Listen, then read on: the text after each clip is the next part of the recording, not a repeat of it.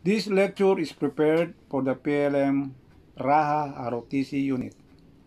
Good day, cadets. In this video, I'll be presenting about the core values. Before the discussion, let me introduce myself.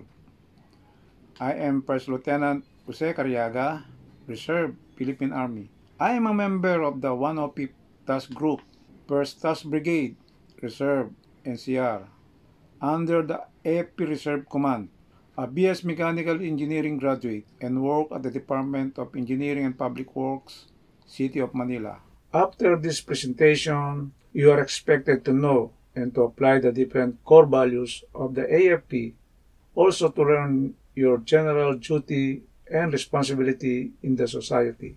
The following will be the flow of the discussion.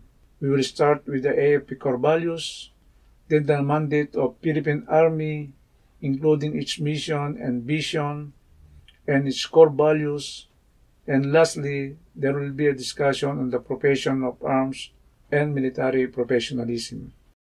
Core values are important to everyone's personal and professional conduct because these are the qualities that embody everything we do. Core values inform your thoughts, decisions, and actions and help you align your career or life path to what's important to you. The AFP core values. The profession of arms as a noble calling demands from each members not only specialized knowledge and skills, but also a distinct lifestyle governed by a commonly held belief system containing non-negotiable, enduring core values of honor, loyalty, valor, duty, and solidarity. Every member of the AFP shall voluntarily bind himself to build and sustain his character and lifestyle with the core values as foundation. Otherwise, he shall have no place in the military service.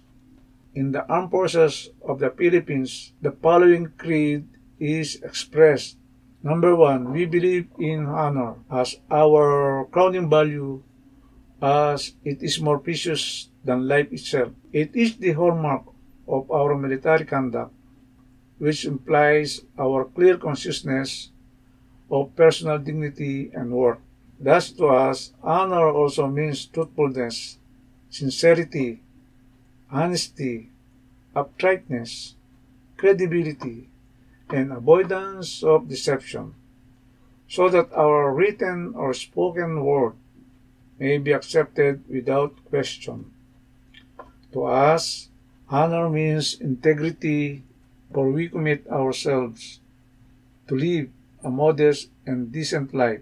We shall not lie, cheat, steal, violate moral and ethical codes, not tolerate the violation of same. Number 2, we believe in unflinching loyalty. Our oath of office requires us to be loyal to our nation and to obey the mandate to support and defend the Constitution. We shall be obedient to the duly constituted political order. We shall support the chain of command and obey all lawful orders of those legally appointed over us. It is the best expressions of our fidelity to God, our country, and fellow men, and our adherence to democratic principles, constitutional mandate, and legal authority. Number 3, we believe in valor as the power and strength, courage, and ability to overcome fear to carry out our mission and to accomplish what is seemingly impossible. With this value, we shall have the moral courage to stand for what is right and preserve to make it difficult for friends, superiors, peers, and comrades alike to do the wrong thing.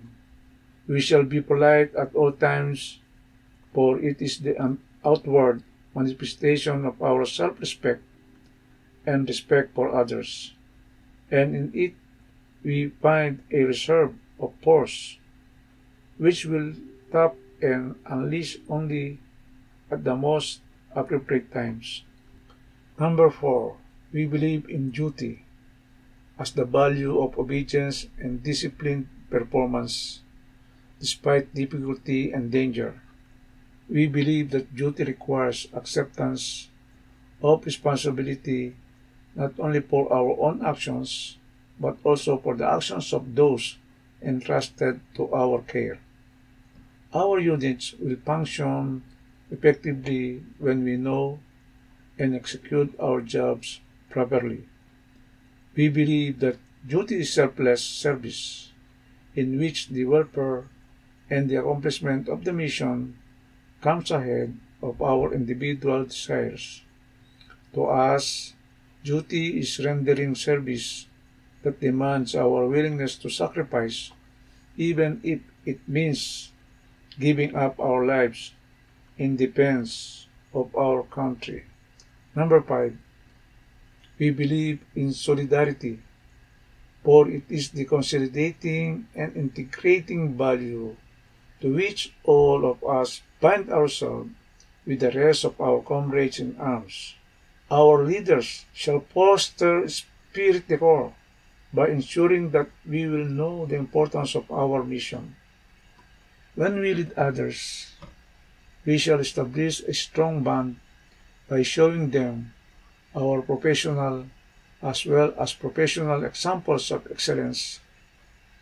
Indeed, solidarity to us in the value that link us in a constantly self-rectifying, harmonious and dynamic system bound by the motto, maka-Diyos, makabansa, makatao, makakalikasan.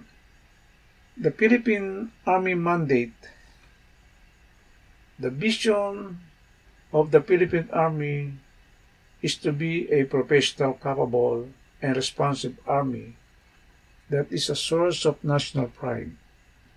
The mission of the Philippine Army is to organize, train, equip, deploy, and sustain ground forces in the conduct of support to operations, to win the peace in order to help the Filipino nation create an environment conducive for sustainable development and just and lasting peace.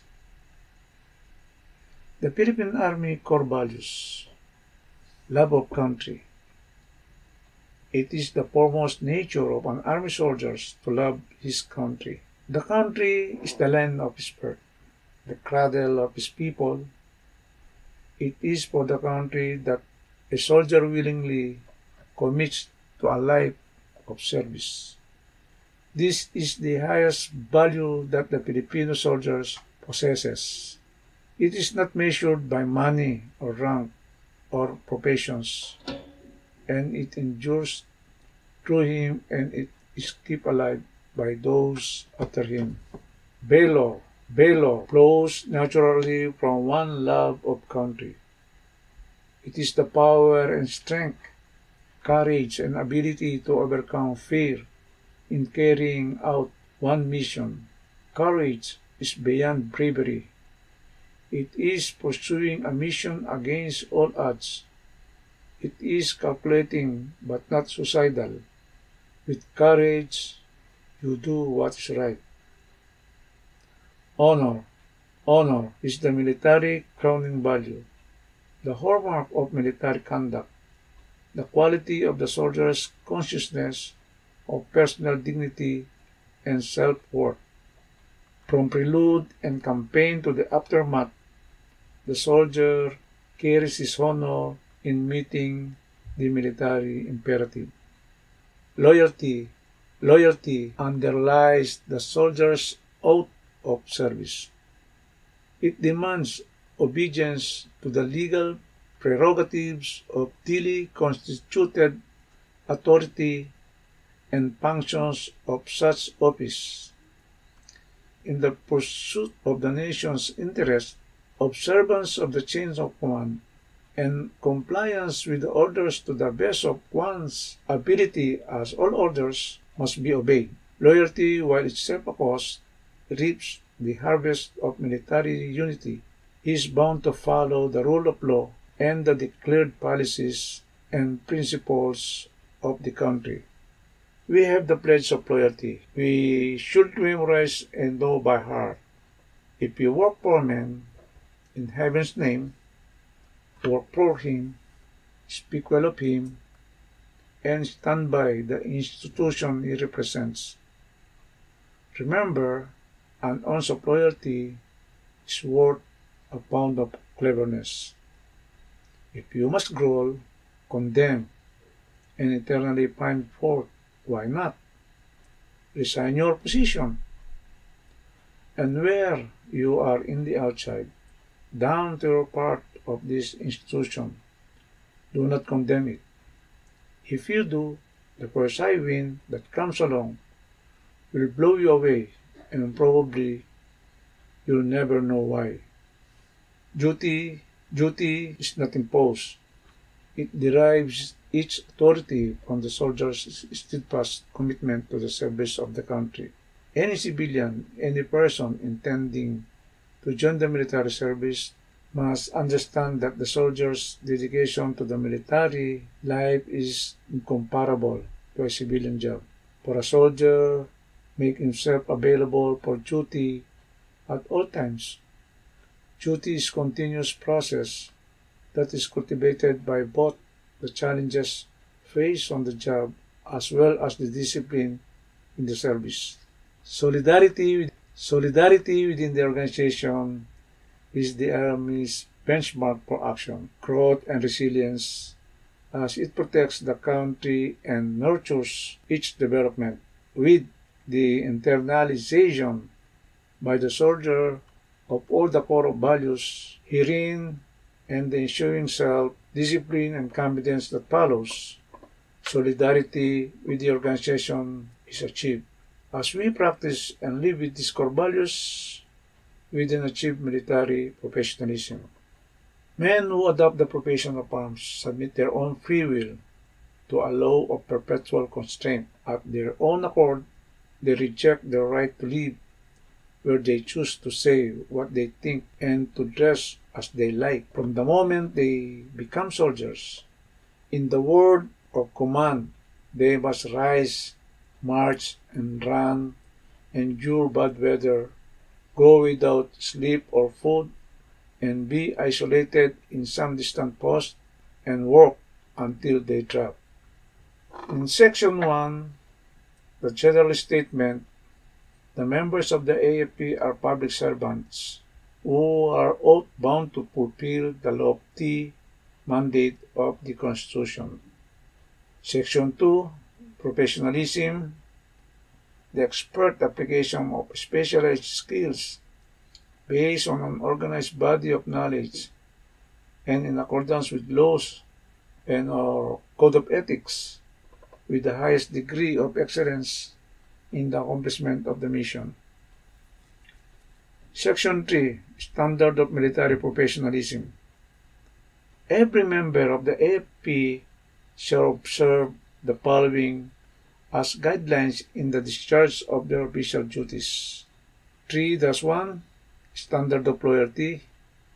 All military personnel shall be loyal and true to the Republic of the Philippines, the Constitution, the AFP, and to the people at all times.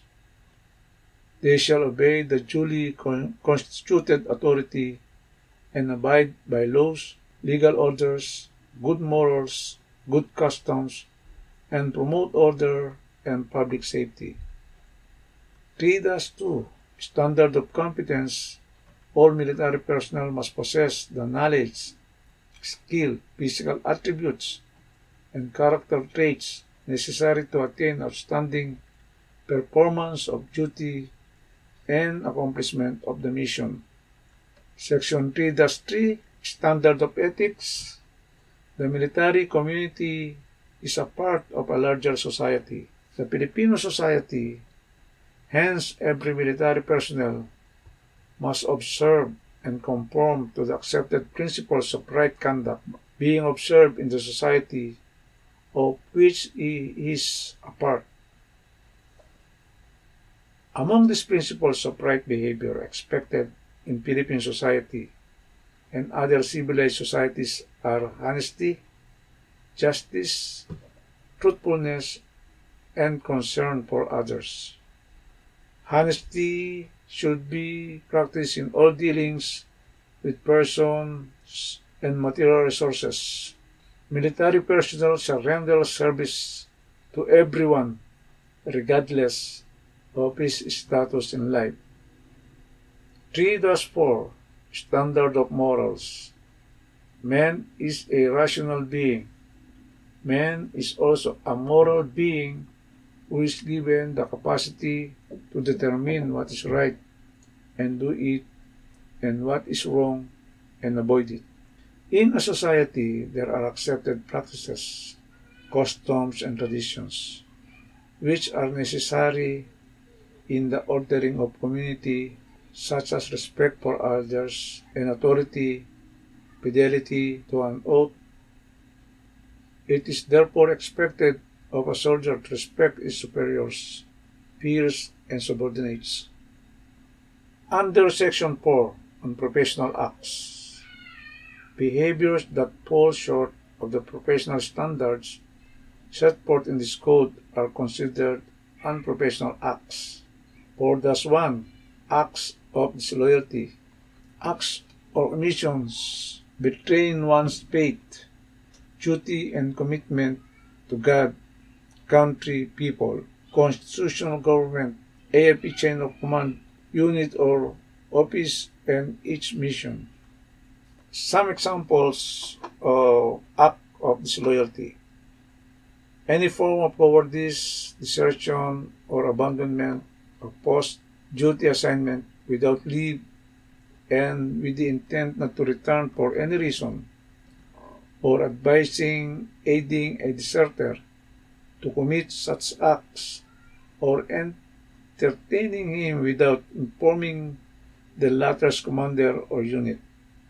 Contempt or disrespect by words or deeds towards the commander-in-chief and appropriate civilian authorities, one superior officers or non-commissioned officers, such as when one uses contemptuous or disrespectful words, behaves with disrespect, neglect customary salute, draws or lifts any weapons against a superior, willfully disobeys any lawful command of a superior, any attempt to create or participate in any violent action against the duly constituted government, giving or attempting to give aid, protection, comfort, information, or any form of support to the enemy or his allies or fronts, such as when one relieves the enemy with arms, ammunition, supplies, money, or other things, knowingly harbors or protect an enemy, corresponds with the enemy, give intelligence to the enemy, discloses classified information, causes a prisoner to escape through design or espionage, refusal to execute duty or take appropriate action during times of crisis, such as siege, uprising, mutiny, and similar occurrences for a perceived personal advantage. Section 4-2 Acts of Incompetence refers to the lack of the required knowledge, skills, physical attributes, and character traits necessary for the adequate performance of duty and accomplishment of mission. Example: failure to attend the minimum passing grade in any AFP training and educational program, inability to meet the physical, medical, mental, and moral fitness test requirements of the service, and apathy, indifference, or half-heartedness towards duty, using provoking speech or gesture, disorders, and neglect, prejudicial to good order and military discipline. Under Section 4-3, unethical acts refers to all acts omission which deviate from established and accepted ethical and moral standards of behavior and performance as set forth in this code. Some example: directly or indirectly engaging oneself in outside employment or business, sidelines using government time unless authorized by proper authority, arrogance in words, ways, and deeds, including but not limited to unnecessary use or display of firearms or uniforms, or unwarranted assertions of rank, position, or authority. Fornication, example, adultery, concubinage, homosexuality, lesbianism, pedophilia, and others. Engaging in vices, including but not limited to excessive gambling, womanizing, excessive drinking of intoxicating liquor, use of prohibited drugs, and the like. Section 4-4, corrupt acts.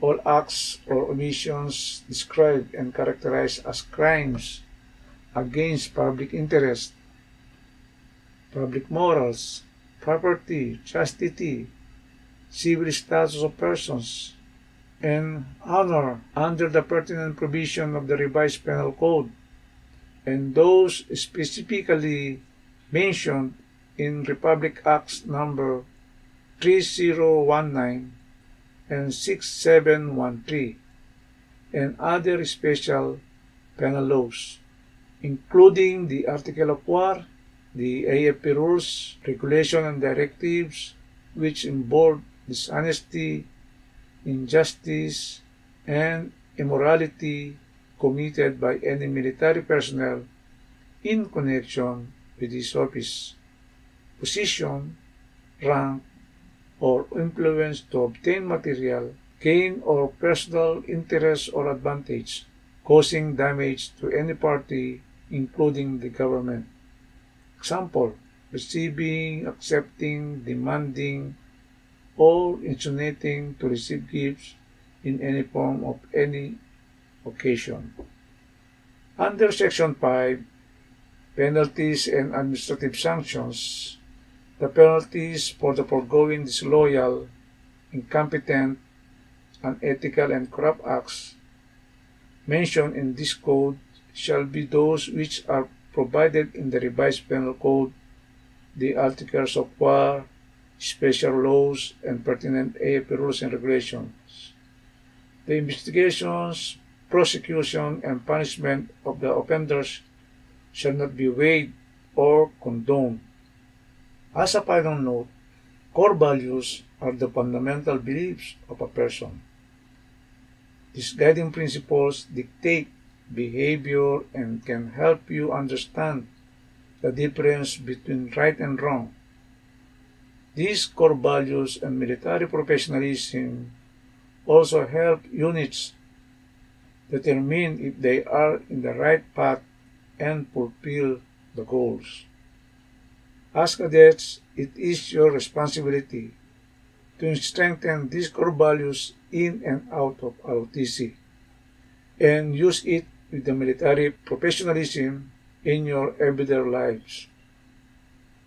That is the end of the discussion. Remember, core values are the essential foundation in finding your life purpose because they remind us and others who we truly are. Thank you very much and good day.